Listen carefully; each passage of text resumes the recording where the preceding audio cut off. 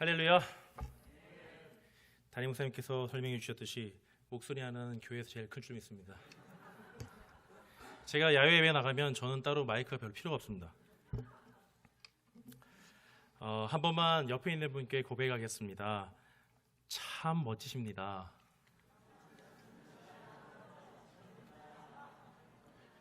대부분 안 하시는 분들이 부부끼리 앉아 있는 분들이 많더라고요.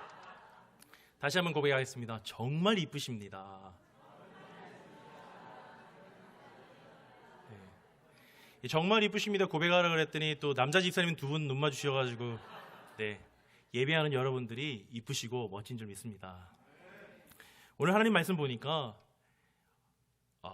길갈에서 하나님의 사자가 올라와서 복임에 있는 이스라엘 백성들을 책망하고 그 이스라엘 백성들에게 교훈을 주고 저들로 하여금 돌아올 수 있는 기회를 주는 장면이 등장합니다. 그런데 이스라엘 백성들은 여러분들도 너무너무 잘 아시다시피 출애굽에서 해서부터 지금까지 이르기를 하나님과의 약속, 하나님이 하신 그 언약을 수천 번도 그렇게 어겼습니다. 그리고 하나님께서 약속해 주신 그 축복이라는 그 자리를 저들은 발로 뻥 차버리는 그런 역사를 만들어낸 장본인들입니다. 코로나가 발발하고 나서 2020년부터 2021년도까지 가장 집중되는 키워드, 화두가 되는 단어가 바로 회복입니다. 우리가 오늘 회복에 대한 얘기를 좀 하려고 하는데요. 이 회복에 대한 이 말씀 가운데 여러분의 회복의 역사가 있기를 간절히 축원합니다. 이스라엘 백성들은 끝없이 하나님과의 약속을 어겼습니다. 하나님께서 약속하신 그 언약들을 끝없이 잊어버렸습니다. 그리고는 오늘 이 이스라엘 백성들은 그 거류민들, 그곳에 거주하는 백성들이 섬기던 바알과 아스타롯과 아세라 이런 이 우상들을 섬김으로써 하나님 앞에 죄를 범하였습니다. 그리고 하나님의 약속하신 그 계획보다 본인들의 쾌락과 본인들의 안위와 본인들의 평강과 평안을 누리는 자들이 되었습니다.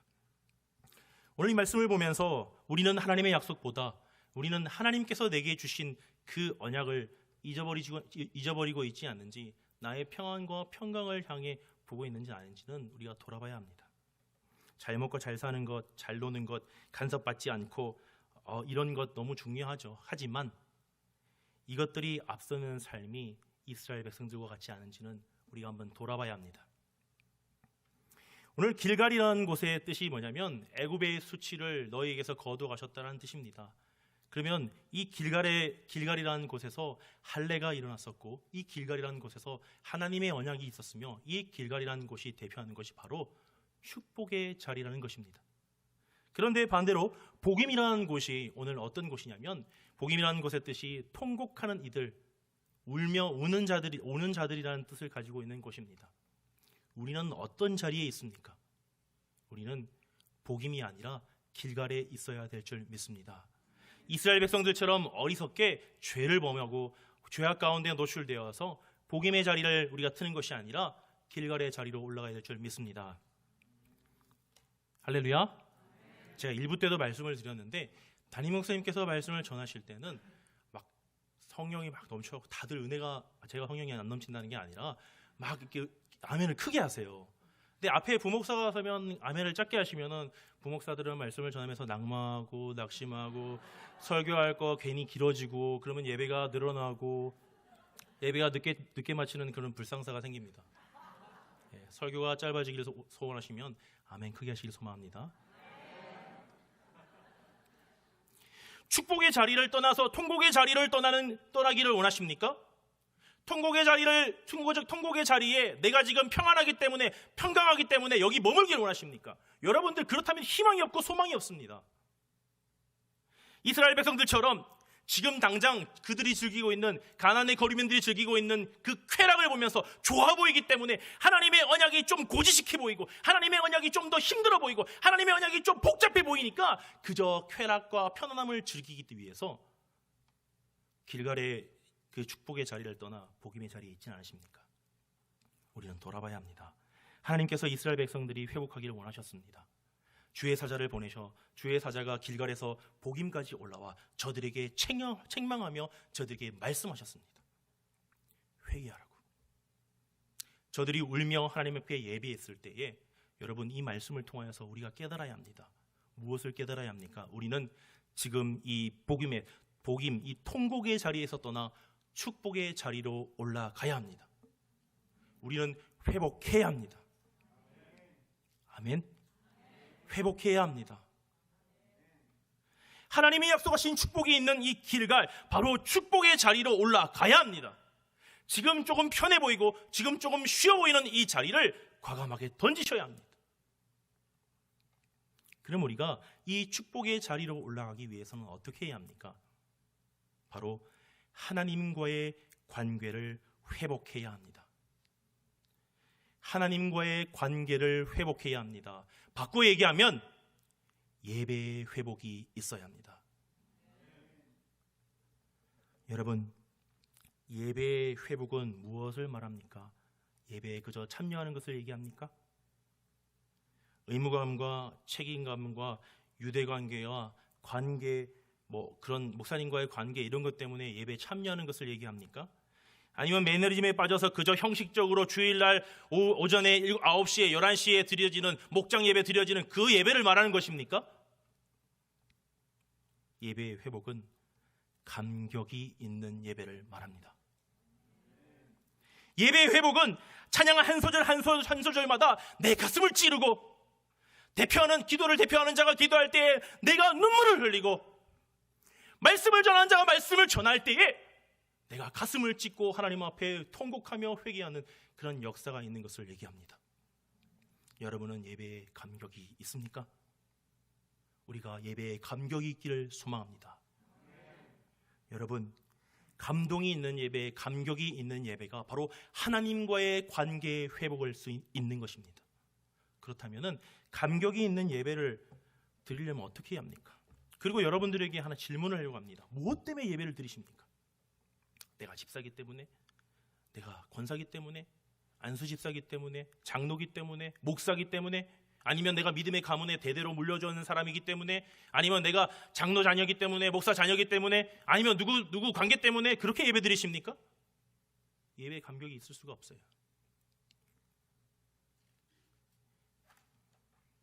우리가 예배하는 이유는 나를 죽기까지 사랑하신 주님의 은혜가 감사해서 예배하기 원하시는 하나님 말씀에 순종하여 하나님 영광 돌리려고 이 예배를 통하여서 내가 회복할 수 있다고 믿기 때문에 예배하는 것입니다.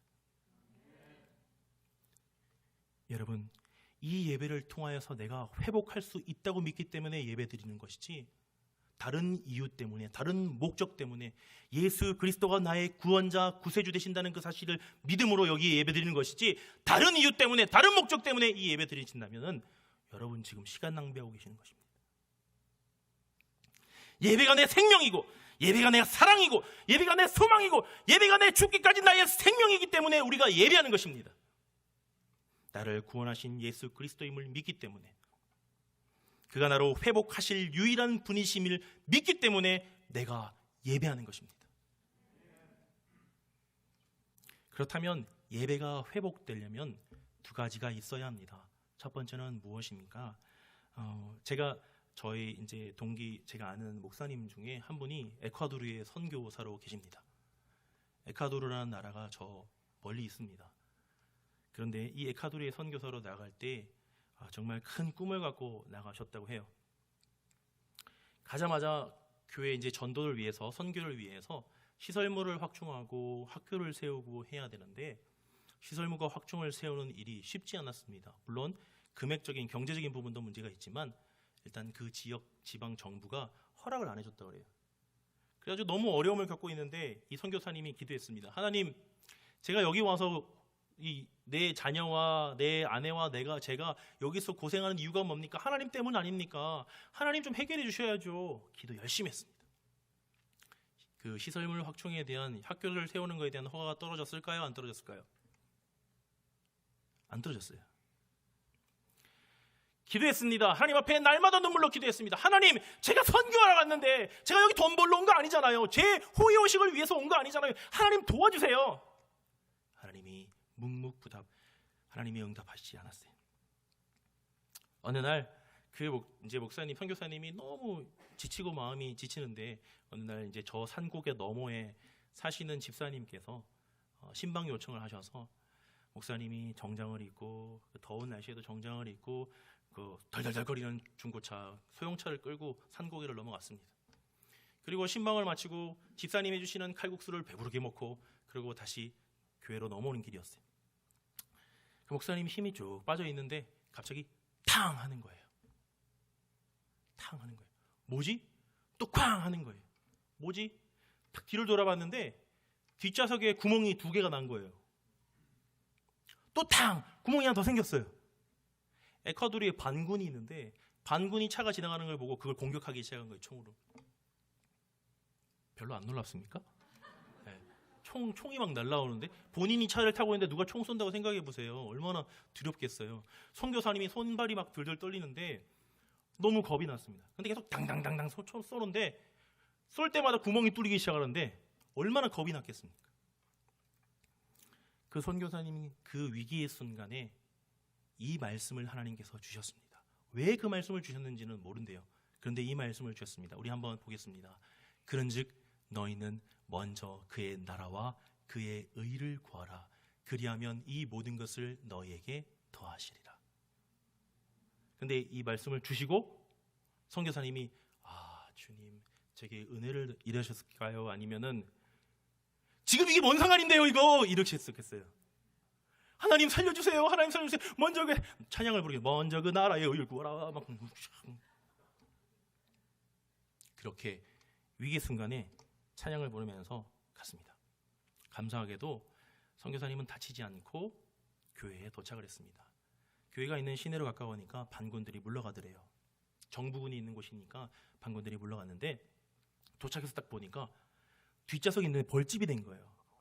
자기가 올 때 이제 더우니까 신방이 끝나고 차에서 갈아입었던 와이셔츠는 구멍이 뻥뻥 뚫려 있고 식은땀이 줄줄 흐르는데 도착하자마자 털썩 주저앉았어요.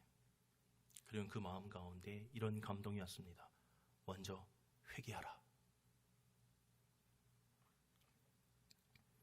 예배 가운데 선교사님이 회개하기 시작했습니다. 하나님, 학교가 지어지지 않아서 이 시설 확충에 대한 허가가 나지 않아서 제가 여기 와서 제가 오면 뭔가 될 줄 알았습니다. 제가 학교를 세우면 뭔가 잘 될 줄 알았습니다. 이 결과와 모든 것이 내 손으로 될 줄 알았습니다. 하나님, 하나님의 뜻이 어디 있는지 먼저 말씀하여 주옵소서. 하나님, 부족한 종을 용서하여 주옵소서. 회개하기 시작했습니다. 그가 회개하며 진정으로 눈물을 흘리며 하나님 앞에 예배하기 시작할 때에 어떤 일이 났을까요? 그렇죠. 그날 반군에게 저기 구멍 뻥뻥 났던 차는 뭐가 되겠어요? 반군에게 공격받았던 증거가 되겠죠. 어떤 시기부터 어떤 시기까지 반군에게 총격을 받고 반군에게 공격을 받았던 사람들에 대한 정부에서 지원과 보상이 있었습니다. 그때에 선교사님이 학교 신청을 하고 여러 가지를 해서 어떻게 됐겠어요? 할렐루야? 오케이가 났죠. 그리고서 선교사님이 어떻게 하셨냐면 그때부터 예배에 올인하기 시작했습니다. 예배에 회개함을 올인하기 시작했습니다. 그때 어떤 일이 일어났습니까? 당연히 부흥이 되고 그 지역의 많은 사람들이, 많은 불쌍한 영혼들이 하나님께 돌아오는 역사가 일어났습니다. 여러분, 예배가 감격이 있는 예배가 되기를 원하십니까? 그렇다면 첫 번째 먼저 회개해야 합니다. 우리가 회개해야 합니다. 우리는 더럽고 미약하고 추악하고 미련합니다. 아닙니까? 내가 얼마나 더러운지, 내가 얼마나 추악한지, 내가 얼마나 더러운 존재인지, 내가 얼마나 많은 죄를 짓고 살아가는지 내가 제일 잘 압니다. 그리고는 내가 나를 속여가며 하나님은 알고 계시는데 불구하고 그것을 가리고 손을 하늘을 가려가며 그렇게 살아갑니다. 그리고는 나의 더러운 그 죄악들이 드러날까봐 남이 가지고 있는 그 티끌들을 공격하며 살아갑니다. 내가 얼마나 더러운지가 드러날까봐 남이 가지고 있는 그 더러움들을 공격하며 비난하며 살아갑니다. 아닙니까? 내게 붙은 더러운 죄악의 찌꺼기와 덩어리들을 보면서 회개하지 않고 우리는 저들을 손가락질하며 살아갑니다. 하나님께서는 이스라엘 백성들에게 회개하기를 원하셨습니다. 복임에서 통곡하는 저들에게 하나님은 회개하고 하나님께로 돌아오기를 원하셨습니다. 여러분, 지금 우리가 통곡의 자리에 있는 복임의 자리에 머물러 있습니까? 지금 회개하기를 소망합니다. 우리가 회개해야 예배가 회복됩니다. 회개 없는 예배는 회복될 수 없습니다. 눈물로 회개하며 십자가 앞에 우리가 눈물로 하나님 앞에 나아가야 합니다. 내가 언약을 떠나서 우상을 받아들이고 나의 나된 것들이 하나님보다 앞설 때에 그것이 우상이 아니면 무엇입니까? 내 자녀가 우상이 되고 내 직장이 우상이 되고 돈이 우상이 되고 심지어는 내가 가지고 있는 이 목양의 자리까지 우상이 될 때가 있는데, 하나님께서는 회개하기를 원하십니다. 우리로 하여금 엎드려서 하나님 앞에 눈물로 통곡하며 애곡하며 회개하기를 원하십니다. 예배 가운데 회개할 때에 우리가 복임을 떠나 길갈로 올라갈 줄 믿습니다. 우리가 회개해야 합니다. 많은 교회들이 성도들이 듣기 좋은 말을 할 때가 참 많습니다. 복 받으세요. 축복입니다. 잘 되길 믿습니다. 다 잘 될 줄 믿습니다. 아멘 안 하신 분들은 다 잘 되실 줄 믿습니다. 그런데 우리가 잘 되려면요, 예배가 회복되어야 된다 했잖아요. 하나님 관계가 먼저 뭐부터 하셔야 되냐면 회개해야 합니다. 내가 회개할 때 나를 위해 십자가의 몸을 찢으시고 나를 위해 고통과 죽음을 감내하신 그 예수 그리스도의 십자가의 사랑이 눈에 보이기 시작합니다. 그것이 보이고 하나님 앞에 눈물로 통곡하며 애곡할 때에, 그 예배를 드릴 때에 비로소 하나님과의 관계의 회복이 시작됩니다. 회개 없이 내게 은혜가 넘칠 거라는 착각은 하지 마십시오. 회개 없이 내 예배가 회복될 거라는 착각은 하지 마십시오. 내가 신앙의 3대, 4대, 5대, 아니 10대가 되어도 1000대가 되어도 내가 회개하지 않으면 내 아버지, 어머니가 회개한 게 내게 뭔 상관이 있습니까? 내 자녀가 잘 믿는 거, 그게 뭔 상관이 있습니까? 내 옆집이 잘 믿고 내가 친한 집사님과 권사님이, 장로님이 잘하는 게 뭐가 뭔 상관이 있습니까? 내가 회개해야 합니다. 내가 하나님 앞에 엎드려 진심으로 힘을 다하여 눈물을 뿌리며, 하나님 내가 미련합니다. 내가 죄악이 많습니다. 그 누구도 모르는 내 눈물방울들을 떨어뜨리며 하나님 앞에 회개할 때에 하나님이 응답하시는 줄 믿습니다. 하나님과의 관계 회복을 원하십니까? 이 어리석은 십자가, 이 어리석은 이 이스라엘 백성들처럼 이 복임에 머물지 마시고 지금 당장 내 엉덩이를 들고 일어나서, 자리를 털고 일어나서 길갈로 올라가 하나님 앞에 애곡하며 회개하는 여러분들 되시기를 간절히 축원합니다. 여러분, 우리가 회개할 때에 많은 역사가 일어납니다. 우리가 회개할 때에 하나님이 나로 하여금 예배를 회복시키신 줄 믿습니다. 두 번째로 예배 회복이 있으시려면, 결론부터 말씀드리면 간절함이 있어야 합니다. 제가 설교할 때 가장 많이 찾는 게 간절함이라는 단어예요. 말씀 한번 보겠습니다. 마가복음 10장 48절 말씀입니다. 다 같이 한 목소리 읽겠습니다. 많은 사람이 꾸짖어 잠잠하라 하되 그가 더욱 크게 소리질러 이르되 다윗의 자손이여 나를 불쌍히 여기소서 하는지라. 말씀 하나 더 읽겠습니다. 마가복음 5장 28절입니다. 이는 내가 그의 옷에만 손을 대어도 구원을 받으리라 생각함일러라. 한 절만 더 읽겠습니다. 마태복음 15장 27절입니다. 여자가 이르되 주여 올소이다마는 개들도 제 주인의 상에서 떨어지는 부스러기를 먹나이다 하니. 네, 맞습니다. 이 세 절의 공통점이 무엇인지 아십니까? 바로 간절함입니다. 맹인 바디메오가 있었어요. 앞을 보지 못해서, 이스라엘 그 시대 당시에 어떻습니까? 앞을 보지 못해서 넌 하나님께 저주받았다, 너는 맹인으로서 할 게 없다. 그래서 뭐였습니까? 거지로 살았습니다. 비참하고 비루하게 살았습니다. 그런데 어떤 소식을 듣습니까? 예수 그리스도께서 이 땅에 오신다고, 예수 그리스도께서 이 지역에 오신다는 소리를 들었습니다. 맹인 바디메오가 어떻게 했습니까? 다윗의 자손 예수여! 크게 소리쳤습니다. 그 행동이 어떤 의미를 갖고 있는지 여러분 아십니까? 맞아 죽는 거예요. 어디서 재수없는 게, 그냥 하나님의 저주를 받은 게 어디서 재수없게 소리를 질러? 돌 맞아 죽는 일이에요. 뭐라고 말씀에 나옵니까? 꾸짖어 가로되 잠잠하라고. 그런데 어떻게 얘기합니까? 어떻게 합니까? 맹인 바디메오가 어떻게 합니까? 더욱 크게 소리 지르되 다윗의 자손 예수야. 왜 그가 그렇게 했습니까? 예수님 아니면 내가 지금 눈 뜰 찬스가 놓치는 거예요. 예수님 아니면 내가 구원받을 수 있는 찬스를 놓치는 거예요. 아까 두 번째로 읽었던 그 말씀에는 어떤 말씀이 있습니까? 이는 내가 그의 옷에만 손을 대어도 내가 나을 줄 믿는다 했어요. 혈루병 걸린 여인입니다. 이 혈루병 걸린 여인이 어떤 마음으로 예수님 옷에 손을 대었습니까? 혈루병 걸린 여인이 뭡니까? 피가 멈추지 않아요. 상처가 나면 피가 멈추지 않아요. 이가 어떤 마음을 먹고 살았습니까? 많은 사람들이 그를 부정하다 얘기했을 거예요. 많은 사람들이 그를 재수없다 했을 거란 말이에요. 그런 말을 들으면 여러분 어떻습니까? 가슴이 찢어지죠. 남에게 조금만이라도 비난을 받고 나의 가시만한 이것이 박혀도 나는 너무나 마음이 아픈데 그녀는 어떻게 살았을까요? 그런데 그녀에게 큰 소식이 있습니다. 병든 자를 낫게 하고 죽은 자를 살리는 예수님이 지금 지나간대. 어떻게 했어요? 예수님 옷자락 손만 대어도 내가 나을 줄 믿는다는 간절함이 있은 줄 믿습니다. 마지막에 아까 읽었던 얘기가 뭡니까? 이 가나안 여인입니다. 수로보니게 여인이 어떻게 얘기합니까? 자기의 딸이 귀신이 들려가지고 딱 죽게 됐습니다. 어떤 마음일까요? 자기 자식을 살리고자 했던 그 여자의 마음이, 그 엄마의 마음이, 그 어미의 마음이 어땠을까요? 예수님을 찾아갔는데 온유하신, 정말 좋은 말씀으로 온유하게 용서하시고 포용하시던 예수님이 뭐라고 합니까? 너 개야! 유대인이 이방인들 향하여 그 시선 그대로 예수님이 뭐라 합니까? 너는 개다! 그랬을 때에 이 여인이 뭐라고 얘기합니까? 맞습니다, 주님. 저는 개입니다.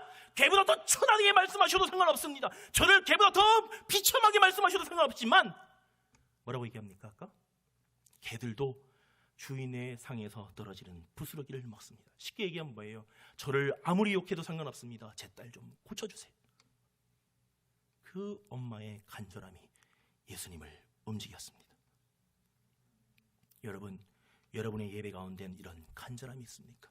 주님 만나야겠습니다. 주님의 음성을 들어야겠습니다. 주님, 내가 주님과 하나님과의 관계를 회복해야겠습니다. 간절함이 있습니까? 그저 왔다 그저 가시는 것이라면 여러분 시간 낭비하시는 거라니까요.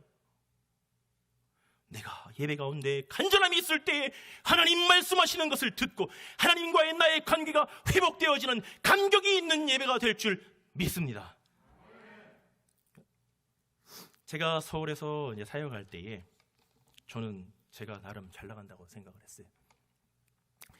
교육부 아동부를 맡고 이제 딱 맡았을 때 한 70명 되는 아이들이 있었습니다. 그때 딱 제가 설교를 하고 전도 활동을 하고 막 이러니까 막 애들이 200명, 250명 늘어나는 거예요. 와, 역시 난 잘하는 거야. 교만이 하늘을 막 찔렀습니다. 저는 제가 너무 잘난 줄 알았습니다. 그랬는데 한 3년 사역하고 있으니까 또 선배들도 그렇고 좋은 소문이 나가지고 강원도의 어떤 한 교회 자리에 성도들이 한 100여 명 있는데 담임으로 오라는 초빙이 왔습니다. 제가 어떤 마음을 먹었을까요? 부족한 이 종을, 이런 생각했을까요? 그 정도는 뭐 지금은 그렇지 않습니다. 할렐루야. 그런데 그와 동시에 남의 끝자락에 성도가 2명 정도 있다는 그 시골 교회에도 같이 청빙이 왔습니다. 제가 어디를 선택했을까요? 할렐루야. 남해라고 얘기하시는 믿음의 용사들이 계시네요. 네, 그래서 강원도를 선택하려고 했습니다. 그런데 저희 어머니를 통해서 막으시고 제 은사님을 통해서 막으시고 여러 모양 저 모양으로 심지어는 저희 아내를 통해서도 그 자리를 막았습니다. 하나님께서 막으셨습니다. 그리고는 그 자리에 머물지도 못하게 하시고 남의 끝자락으로 내려가게 하셨습니다. 제가 담임했던 그 교회에서 150m만 바닷가로 내려가면 대한민국 땅이 없습니다. 너무너무 좋은 곳입니다. 미세먼지 같은 거 경험해 본 적이 없습니다. 그곳으로 갔습니다. 그곳으로 갔을 때에 제가 깨어졌잖아요. 좀 어떤 마음을 먹었을까요? 주님, 저는 부족합니다. 이랬을까요? 그랬으면 다행이죠. 가자마자 괜찮아, 난 능력 있으니까 내가 부흥시킬 수 있어. 교만하기 짝이 없는 모습이었습니다. 하나님께서 3, 4개월을 아무것도 못하게 하셨습니다. 성도들 한 명 앉혀놓고 성도가 100% 부흥됐어요. 한 명 더 오셔가지고 2명이 됐습니다. 그런데 정말 하나님께서 저를 깨셨습니다. 네가 할 줄 아는 게 뭐야? 네가 잘난 게 뭐야? 제가 할 줄 아는 게 아무것도 없었습니다. 제가 한 게 아니더라고요. 그리고는 그곳에서 엎드려 눈물로 기도할 때에 하나님이 한 가지를 알게 하셨습니다. 한 영혼이 천하보다 귀하다. 한 영혼에 대한 간절함을 갖게 하셨습니다. 그리고는 교회가 부흥됐을까요? 안 됐을까요? 안 됐으면 얘기 안 하겠죠. 교회가 30명이 되고 50명이 되고 하나님께서 또 부흥을 시키셨습니다. 여러분, 간절함이 있는 예배는 감격이 있습니다. 간절함이 있는 예배는 감동이 있습니다. 간절함이 있는 자의 예배는 하나님이 받으시고, 간절함이 있는 자의 예배에는 하나님의 회복이 있습니다. 간절한 자에게 하나님께서 은혜를 부으시고, 간절한 자에게 하나님께서 회복을 명하십니다. 응답받기를, 은혜 받기를 간절히 구하십시오. 이 시간 하나님 만나기를 간절히 구하십시오. 이 시간 하나님 음성 듣기를 간절히 구하십시오. 간절함이 무엇입니까? 바로 부르짖었던, 더욱 크게 소리질러 부르짖었던 바디메와 같이, 혈루병 걸린 여인이 예수님의 옷자락 손이라도 대어보겠다는 그거와 같이, 귀신에 걸려 죽어가는 자기 딸을 보며 예수님 말씀 한마디면, 예수님 손짓 하나면 나을 수 있다는 그 간절한 수르보니게 여인과 같은 그 모습이 간절함인 줄 믿습니다. 여러분, 내가 이 예배 아니면 죽는다, 내가 이 예배 드려야지만이 산다, 내가 이 예배 가운데 감독과 감격과 하나님과의 관계 회복이 있어야지 나의 삶이 살고, 나의 삶의 자리가 살고, 내 자녀가 살고, 내 부모가 살고, 나의 나된 것이 살아날 수 있다는 믿음을 갖기를 소망합니다. 사랑하는 성도 여러분, 우리의 예배가 회복되어지기를 소망합니다. 우리의 예배가 뜨겁게 회개하고 간절함으로 예배할 때에 우리의 예배를 하나님 회복해 주실 줄 믿습니다. 예배가 회복되어 하나님과의 관계가 회복되는 놀라운 역사가 있기를 주님의 이름으로 여러분께 간절히 축원합니다. 여러분, 한 번만 따라하겠습니다. 복임에서 길갈로. 한 번만 더 따라하겠습니다. 복임은 쳐다도 보지 말자. 할렐루야. 이 시간 우리 함께 찬양하면서, 찬양하고 나서 우리 함께 기도하도록 할 텐데요. 나의 백성이 함께 우리 찬양하겠습니다.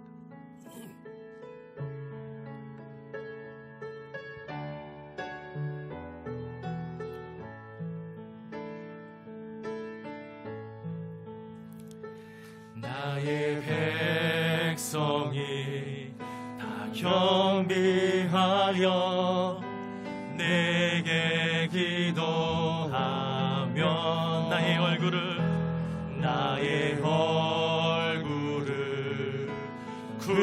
구하여서 그 악한 길 떠나며 하늘에서 듣고 죄를 사하며 그들의 땅을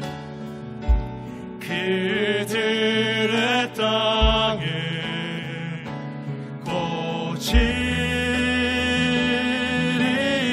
아버지여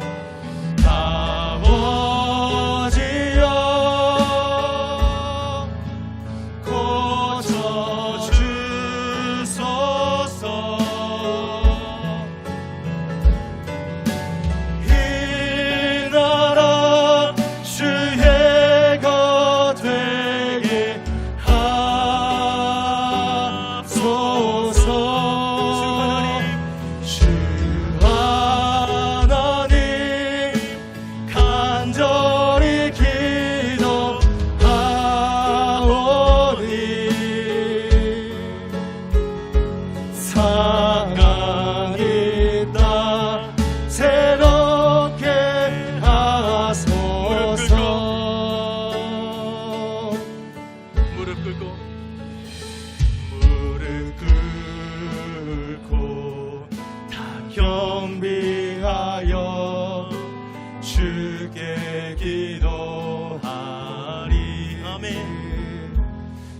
주의 얼굴을 구하여서 그 악한 길 떠나리.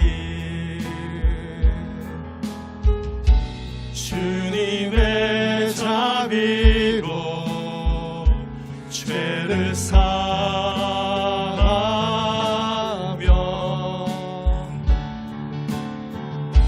주님의 자비로